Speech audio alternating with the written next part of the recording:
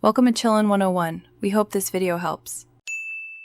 In this video, I will explain how to reset the VSC light on a Lexus RX330. First, find your vehicle's OBD-ROMAN2 port, typically located beneath the dashboard on the driver's side. Once found, connect an OBD-ROMAN2 scanner to this port. Before clearing anything, make sure to read and record any diagnostic trouble codes that are currently stored. This step is crucial for understanding the underlying issue before proceeding with the reset. After noting your codes, use the scanner to clear all diagnostic trouble codes from the system. Next, you'll need to perform a 0-point calibration for the steering angle sensor. This is a vital step for the VSC system to function correctly. Make sure your steering wheel is perfectly centered throughout this calibration process to ensure accurate results. This helps the vehicle understand its true straight-ahead position.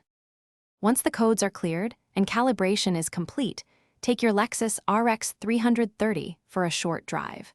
This allows the VSC system to relearn and confirm its operational status.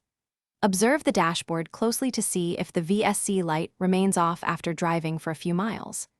If the light reappears, it indicates a more persistent underlying problem that requires further investigation beyond a simple reset. If the VSC light persists, consider checking your tire pressure. Uneven pressure is a common culprit. Also, inspect your brake fluid levels and its condition, as this directly impacts the VSC system's performance.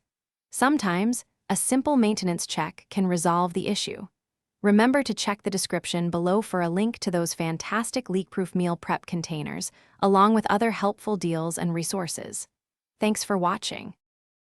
Thanks for watching. Consider subscribing if we helped you.